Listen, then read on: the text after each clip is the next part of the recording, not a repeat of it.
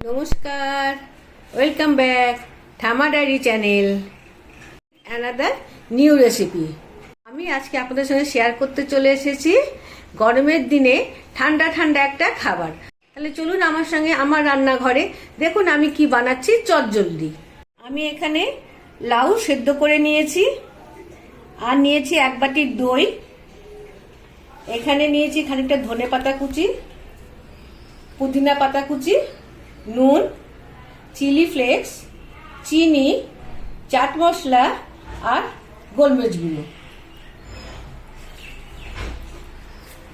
সবার প্রথমে আমি একটা বোল নিয়ে নিয়েছি।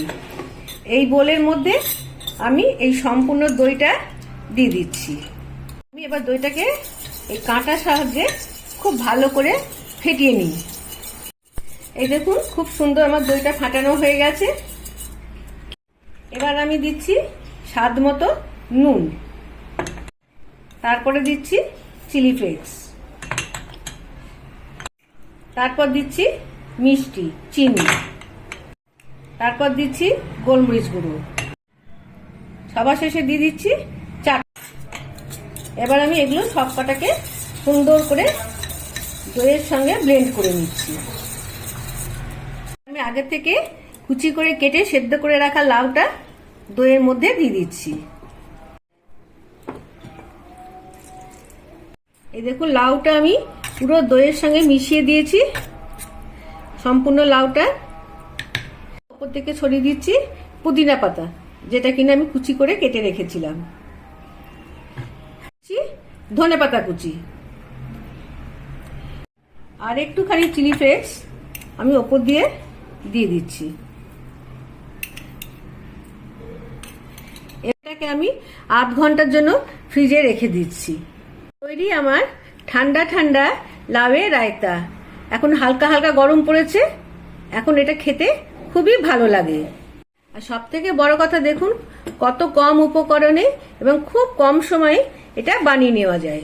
আমি খেয়ে দেখি কেমন হয়েছে।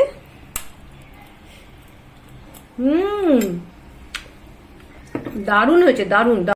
তাহলে আর দেরি কেন বন্ধু, বাড়িতে থাকা দই আর লাউ দিয়ে আর সামান্য কিছু উপকরণ দিয়ে আপনারা এরকম বানিয়ে নিন এবং আমাকে কমেন্ট করে জানান কেমন লাগলো আমার এই রেসিপিটি।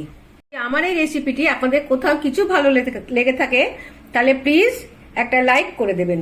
যদি আমার এই রেসিপিটি আপনাদের কোথাও কিছু ভালো লেগে থাকে তাহলে প্লিজ একটা লাইক, একটা শেয়ার এবং কমেন্ট করে জানাবেন কেমন লাগছে আমার এই রেসিপিগুলো। আর সাবস্ক্রাইব করে পাশে রাখার বেল আইকনটিকে প্রেস করে দেবেন।